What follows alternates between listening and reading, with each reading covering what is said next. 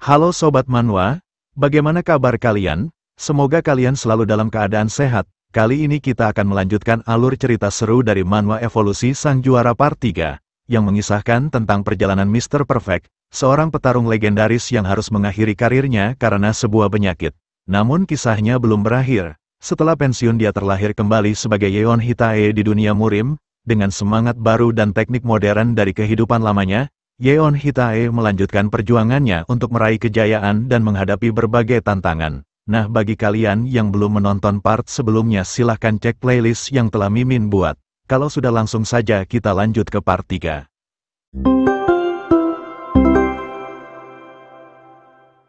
Di part sebelumnya, Yeon menerima tantangan latihan tanding dari tetua Ki Hyeok-do. Dari belakang Yonha menatap Yeon dengan penuh kekesalan. Tatapan itu membuat Yeon merasa merinding. Yonha tak bisa menyembunyikan rasa frustasinya setelah kalah dari Yeon dengan teknik yang dianggapnya aneh. Yeon merasa tak nyaman melihat ekspresi Yonha dan bergumam bahwa ia merasa sedikit kasihan setelah mengalahkan seorang bocah dengan cara seperti itu.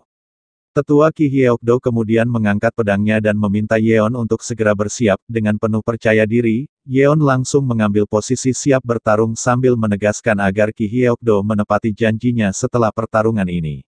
Namun setelah beberapa menit berlalu tak ada satupun dari mereka yang bergerak. Mereka berdua hanya berdiri di tempat masing-masing saling memandang dengan tajam dalam waktu yang cukup lama. Penonton yang menyaksikan pertarungan mulai merasa cemas dan bertanya-tanya apa yang sebenarnya terjadi, mengapa tak ada satupun yang bergerak sedari tadi. Dalam ketegangan yang memuncak, Yeon bergumam bahwa ia dapat merasakan jangkauan pedang Ki Hyeok-do yang sangat luas. Hal ini membuatnya merasa kesulitan untuk mendekat atau bergerak dengan sembarangan. Berdasarkan pengamatan tersebut, Yeon menyimpulkan bahwa Ki Hyeok-do bukanlah sosok sembarangan. Ia yakin bahwa Ki Hyeok-do setidaknya adalah seorang seniman bela diri tingkat lanjut karena aura internalnya tampak jelas menyebar dan membentuk jalur pedangnya yang mematikan. Dengan rasa gugup yang mendalam, Yeon menyadari bahwa ia harus berhati-hati dan tak boleh melakukan gerakan sembarangan. Jika ia melakukan kesalahan sedikit saja ia pasti akan langsung kalah karena tidak memiliki sebuah senjata untuk menahan serangan yang datang padanya. Yeon mulai berpikir keras mempertimbangkan langkah strategis yang harus diambilnya. Ia berpikir haruskah ia maju mencoba menyerang lalu mundur dengan cepat untuk menghindari radius jangkauan pedang Ki Hyeok-do.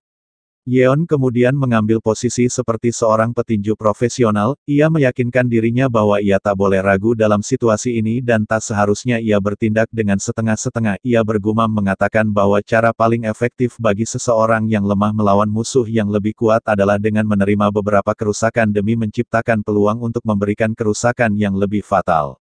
Sementara itu, Ki Hyeok-do tersenyum penuh kepuasan melihat keputusan Yeon yang bijak untuk tidak langsung menyerangnya. Ia bergumam memuji Yeon sebagai bocah yang sangat menarik dan cerdas karena mampu memahami dan menghindari domain jangkauan pedangnya. Ia bahkan mengakui bahwa Yeon jauh lebih berbakat dan cerdas dibandingkan muridnya sendiri Yonha.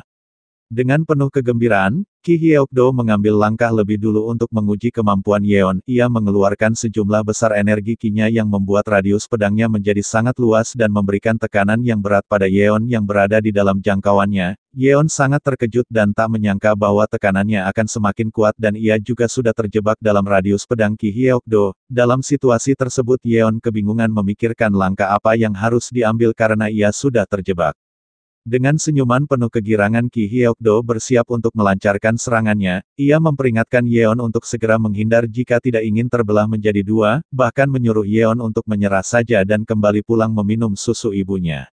Setelah memberikan peringatan tersebut, Ki Hyeok-do dengan cepat melepaskan serangannya menebas ke arah Yeon yang berdiri cukup jauh.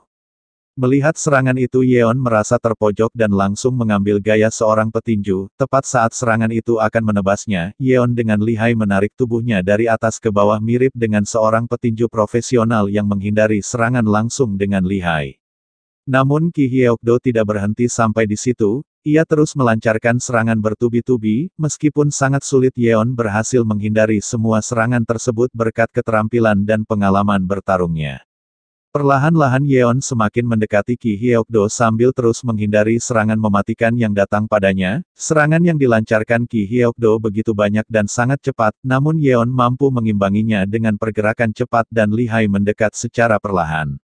Ki Hyeokdo yang melihat kemampuan Yeon merasa semakin bersemangat, ia bahkan tersenyum penuh kegirangan melihat pergerakan Yeon yang mampu menghindari semua lintasan pedangnya dengan cara yang tak terduga menggunakan teknik anehnya itu. Sementara itu Yeon merasa kesulitan, ia bergumam bahwa serangan tetua Ki Hyeokdo tidak sesederhana yang terlihat, setiap serangannya dicampur dengan gerakan asli dan palsu serta dilapisi dengan rasa haus darah yang kuat, sehingga itulah yang membuat Yeon merasa begitu tertekan. Namun meski begitu Yeon percaya bahwa jika ia terus bertahan seperti ini, cepat atau lambat ia akan berhasil mendekati Ki Hyeokdo dan melancarkan serangannya. Benar saja. Tak lama kemudian Yeon benar-benar berhasil mendekati Ki Hyeokdo dan saat ini berdiri tepat di hadapannya. Ki Hyeokdo yang terlalu asik mengayunkan pedangnya tak menyadari bahwa Yeon sudah begitu dekat padanya sehingga membuatnya terkejut. Seketika Yeon mengepalkan tinjunya dan mengerahkan seluruh kekuatannya untuk sebuah pukulan terakhir, namun Ki Hyeokdo dengan gesit langsung memotong momentum serangan Yeon dengan menargetkan otot lengannya. Serangan tersebut menyebabkan Yeon merasakan kesakitan yang luar biasa di salah satu lengannya yang membuatnya mati rasa dan nyeri menjalar ke sisi bagian tubuhnya. Dengan senyum kemenangan, Ki Hyeokdo menegaskan kepada Yeon bahwa jalannya untuk menjadi seorang ahli bela diri masih sangatlah panjang. Namun dengan lengan lainnya, Yeon berhasil meraih leher Ki Hyeokdo dan mencengkeramnya dengan kuat di mana hal ini mengejutkan Ki Hyeokdo. Dengan cepat Yeon memutar tubuhnya dan mengatakan bahwa kini saatnya dia yang akan mendominasi pertarungan. Ki Hyeokdo yang tidak menganggap ini sebagai ancaman serius, malah tersenyum dengan antusias dan memberitahu Yeon bahwa trik seperti ini tidak akan berguna melawannya. Dia bahkan mengatakan akan menunjukkan kepada Yeon cara bertarung yang sebenarnya. Namun Ki Hyeokdo segera merasa panik saat Yeon mengunci tubuhnya dengan gerakan yang tidak biasa, sementara Yeon ia tertawa penuh semangat melihat ekspresi panik Ki Hyeokdo yang tak bisa bergerak. Penonton yang menyaksikan pertarungan terkejut dan tidak menyangka Ki Hyeokdo akan ditekan oleh seorang bocah, mereka bertanya-tanya teknik aneh apa yang digunakan oleh Yeon yang tampak seperti ular melilit mangsanya. Teknik yang digunakan Yeon adalah Jiu-Jitsu dari Jepang, yang memungkinkan dia melawan musuh yang jauh lebih kuat. Teknik ini digunakan untuk mengunci lengan lawan dan menariknya ke lantai yang dapat menyebabkan cedera serius pada lengan lawan. Ki Hyeokdo yang tidak menyerah berusaha melepaskan diri dengan menarik lengannya, namun usaha tersebut malah membuat lengannya patah membuat Ki Hyeokdo berteriak kesakitan. Sementara Yeon ia merasa puas dan bergumam bahwa ini adalah kemenangannya, menurutnya mau sekuat apapun lawannya dan seberapa berbakatnya sekali dia tertangkap dengan teknik ini dia pasti tidak akan bisa meloloskan diri. Namun Yeon sedikit keliru dan melupakan bahwa dunia ini berbeda dari dunianya yang dulu, di tempat ini ada kekuatan mistis yang disebut internal Ki yang memungkinkan seseorang mendapatkan kekuatan yang jauh lebih besar dan berkali-kali lipat dari manusia biasa. Ketika Ki Hyeokdo menggunakan energi Ki-nya, otot dan kekuatannya meningkat pesat dan memancarkan cahaya ungu di seluruh tubuhnya, dengan mudahnya dia mengangkat Yeon yang sedang mengunci lengannya, sementara Yeon ia hanya bisa tersenyum pasrah dan bergumam bahwa ternyata ini adalah dunia murim yang penuh dengan kejutan. Ki Hyeokdo membanting Yeon ke tanah dengan kekuatan yang sangat besar. Yeon yang panik berteriak meminta Ki Hyeokdo untuk berhenti mengatakan bahwa ini adalah perlakuan yang tidak adil terhadap seorang bocah. Namun Ki Hyeokdo tidak memberikan keringanan sama sekali dan melanjutkannya tanpa ampun. Lantai batu tempat Yeon mendarat hancur dan bergetar dengan dentuman yang sangat keras. Beberapa hari setelah pertarungan Yeon baru sadar dari pingsannya, tubuhnya dipenuhi perban akibat luka-luka yang diterimanya, ia merasakan sakit dan nyeri di seluruh tubuhnya akibat kejadian tersebut. Menyadari kondisinya, ia menghela napas dan mengakui bahwa ini adalah kekalahan pertamanya. Yeon merenung sejenak, tidak menyangka bahwa ia benar-benar kalah dengan cara yang menyedihkan. Namun di satu sisi ia merasa bersemangat karena mendapatkan pelajaran berharga dari pertarungan tersebut. Ia berkata bahwa Ki Hyeokdo dan dirinya sama-sama mengalami kekalahan dan kemenangan masing-masing. Tak lama kemudian Ki Hyeokdo datang menjenguknya dengan perasaan sedikit khawatir. Yeon lalu menanyakan maksud kedatangannya karena menurutnya mereka tidaklah begitu dekat. Ki Hyeokdo menepuk punggung Yeon dan mengungkapkan bahwa ia datang karena merasa khawatir. Ia tersenyum dan mengatakan bahwa mungkin ia salah mengkhawatirkan bocah nakal seperti Yeon. Mendengar hal itu Yeon menunjukkan ekspresi kekesalan dan sedikit bercanda menanyakan apakah kedatangan Ki Hyeokdo sebenarnya hanya untuk mengejeknya. Qi Hyeokdo tertawa dan menjelaskan bahwa maksud kedatangannya sebenarnya adalah untuk memberikan beberapa nasihat sebagai seorang seniman bela diri. Dengan percaya diri, Qi Hyeokdo mulai menanyakan apakah selama ini Yeon berlatih untuk menjadi lebih kuat atau hanya menikmati setiap pertarungannya. Yeon mengepalkan tinjunya dan menjawab dengan percaya diri bahwa selama ini ia hanya ingin menikmati setiap pertarungannya, dan itu tidak akan pernah berubah karena itulah jalan yang ia pilih. Mendengar jawaban tersebut Qi Hyeokdo bertanya mengapa Yeon tidak mempelajari seni bela diri yang sudah ada dan malah mempelajari seni bela diri yang dianggapnya aneh, padahal memiliki seni bela diri yang beragam bisa memberikan keuntungan tersendiri dalam setiap pertempuran. Mendengar hal itu Yeon seketika merasa mendapatkan pencerahan, ia mulai bergumam dan bertanya-tanya mengapa ia terlalu fokus pada seni bela diri modern yang dipelajarinya dan mengabaikan seni bela diri yang sudah ada di dunia ini. Yeon mulai merenung dan mengakui bahwa selama ini ia telah keras kepala terhadap semua penilaiannya, ia merasa hanya perlu menggunakan seni bela diri modern yang ia pelajari di kehidupan sebelumnya untuk bertahan di dunia ini, namun nyatanya dunia murim sangat berbeda dari dunianya yang dulu karena dunia murim ini penuh dengan keajaiban layaknya dunia dongeng yang dulu hanya bisa ia lihat di buku. Aura biru mulai keluar dari tubuh Yeon saat ia mulai menata kembali pikirannya, ia mulai lebih fokus pada dunia barunya dan memanfaatkan apa yang bisa dilakukannya untuk meningkatkan kekuatannya di dunia murim ini. Qi Hyeokdo yang melihatnya merasa sangat bangga dan menyebut Yeon sebagai anak yang luar biasa karena di usianya yang masih sangat muda Yeon sudah bisa mendapatkan pencerahan untuk dirinya sendiri. Qi Hyeokdo merasa sangat penasaran menantikan bagaimana Yeon akan menjadi jauh lebih kuat saat mereka bertemu lagi nantinya, ia hanya bisa berharap yang terbaik untuk Yeon saat waktunya mereka bertemu kembali. Saat Qi Hyeokdo akan meninggalkan tempat itu, Yeon akhirnya berhasil menyelesaikan pencerahannya dan langsung menghentikan Qi Hyeokdo.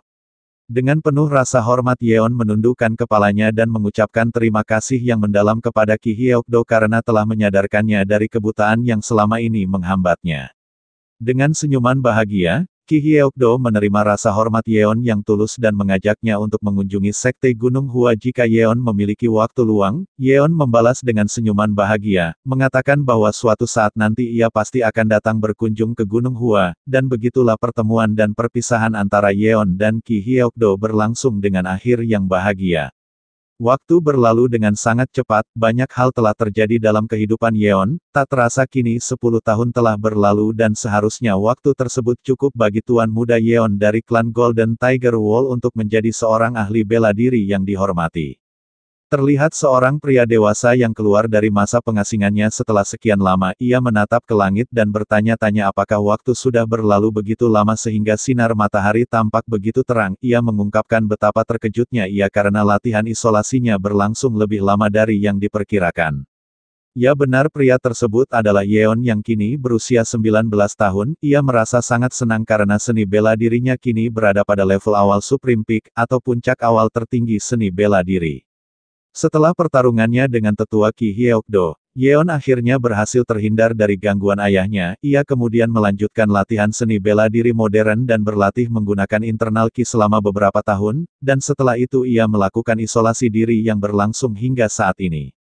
Setelah lama mengurung diri, Yeon langsung menghampiri ayahnya untuk memberitahukan kabar dan pencapaiannya. Ayahnya tampak sangat bahagia dan mengungkapkan kekagumannya, namun bukan karena melihat Yeon setelah sekian lama, tetapi karena teh yang sedang diminumnya terasa sangat nikmat.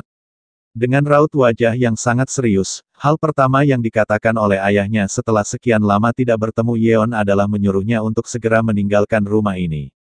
Mendengar hal itu Yeon sangat terkejut dan tidak menyangka bahwa hal pertama yang dikatakan oleh ayahnya adalah dengan mengusirnya. Ia bertanya-tanya kepada ayahnya mengapa ia harus pergi dari rumah padahal baru saja ia keluar dari masa pengasingan. Yeon bahkan bertanya apakah ayahnya tidak merindukannya setelah sekian lama. Namun ayahnya malah membalasnya dengan lebih tegas, menegaskan kepada Yeon bahwa sudah saatnya ia berhenti bermain-main dan hanya berlatih setiap saat. Menurut ayahnya Yeon sudah cukup dewasa dan memiliki kemampuan yang kuat, oleh karena itu sudah saatnya Yeon harus keluar menjelajahi dunia luar dan menelusuri setiap tempat di benua Jianghu. Namun sekali lagi Yeon menolak mentah-mentah dengan alasan bahwa ia masih ingin tinggal dan berlatih untuk meningkatkan kemampuannya sampai tak ada seorang pun seniman bela diri yang bisa mengalahkannya. Ia juga mengungkapkan kekhawatirannya, bertanya kepada ayahnya bagaimana jika ia dikeroyok oleh para preman saat berpetualang. Mendengar hal itu ayahnya langsung memukul kepala Yeon dengan penuh kekesalan. Ayahnya menegaskan bahwa apakah Yeon sedang bercanda, mengingat dengan level kemampuan Yeon saat ini seharusnya ia akan diperlakukan dengan hormat kemanapun ia pergi, dan juga dengan kemampuannya yang sekarang seharusnya hanya sedikit orang yang dapat mengusiknya. Dengan raut wajah yang penuh kekesalan ayahnya memberikan nasihat kepada Yeon dengan nada tinggi. Ia mengatakan bahwa tidak ada latihan yang lebih baik daripada pengalaman itu sendiri. Ia menyuruh Yeon untuk pergi ke klan Nangong terlebih dahulu mengunjungi saudara perempuannya dan memperkenalkan dirinya kepada kakak iparnya di sana. Ayahnya juga mengungkapkan bahwa di sana akan banyak pertandingan sparring yang pasti akan sangat disukai Yeon yang gila bertarung. Klan Nangong adalah salah satu dari 10 besar klan yang memiliki banyak master seni bela diri di dataran tengah, bahkan orang yang dijuluki The Sword Emperor atau Kaisar Pedang juga berada di sana. Tak ingin bertengkar lebih lanjut dengan ayahnya, Yeon mulai mempertimbangkan kembali keputusannya. Ia bergumam bahwa sudah lama sekali sejak ia melihat kakak perempuannya karena isolasi latihannya. Ia mulai bertanya-tanya apakah sebaiknya ia memanfaatkan kesempatan ini untuk mengunjunginya. Belum sempat Yeon memberikan jawabannya, ayahnya langsung menegaskan bahwa mereka telah sepakat kalau Yeon akan berangkat besok pagi. Yeon yang mendengar keputusan sepihak tersebut merasa tidak terima dan mencoba membela diri namun sama sekali tidak berhasil mengubah keputusan ayahnya. Malam itu Yeon terus mengikuti ayahnya sambil bercanda menanyakan apakah ia sebenarnya anak pungut yang diambil di pinggir jalan. Keesokan paginya, semua orang berkumpul untuk melihat kepergian tuan muda Yeon. Semua orang memberikan ucapan baik agar Yeon selalu selamat kemanapun ia pergi, bahkan sebagian dari mereka meminta Yeon untuk membawa pulang seorang istri jika ia kembali nanti. Dengan penuh semangat, Yeon mengucapkan terima kasih atas perpisahan meriah tersebut. Ia mengatakan bahwa mereka tidak akan bertemu untuk sementara waktu, namun ia berjanji akan selalu mengirim kabar terbaru tentang dirinya. Melihat kepergian Yeon, ayahnya merasa sangat sedih dan bahkan menangis, mengatakan bahwa ia tidak menyangka anak nakal laki-lakinya telah tumbuh sebesar ini. Sementara itu yang lainnya melepaskan kepergian Yeon dengan penuh semangat, berharap yang terbaik untuk perjalanan dan petualangannya di dunia yang lebih luas. Sambil berjalan pergi, Yeon bergumam bahwa ia sangat penasaran dengan hal-hal menarik yang ada di Jianghu karena ia belum pernah pergi ke sana. Ia merasa bersemangat dan mengatakan bahwa ini adalah pertama kalinya ia merasa termotivasi untuk melanjutkan hidup setelah pensiun di kehidupan lamanya. Ia sangat menantikan pertemuannya dengan seniman bela diri kuat lainnya untuk mengukur dan melihat sejauh mana kemampuannya saat ini. Dengan langkah penuh percaya diri dan semangat yang membara, Yeon mengatakan bahwa ini hanyalah masalah waktu karena ia akan menjadi orang terkuat berikutnya di dunia murim. Nah, mungkin sekian dulu pembahasan dari cerita kali ini. Jangan lewatkan kelanjutan dari perjalanan epik ini. Perjalanan Yeon Hitae sebagai reinkarnasi Kang Sang-hyuk baru saja dimulai, dan petualangan serunya baru akan mencapai puncaknya. Dengan setiap pertarungan dan rahasia yang terungkap, cerita selanjutnya akan membawa kita pada aksi yang mendebarkan dan kejutan tak terduga. Jangan lewatkan kesempatan untuk mengikuti setiap momen yang menegangkan. Tekan tombol subscribe dan aktifkan notifikasi agar kalian tidak ketinggalan cerita menarik selanjutnya.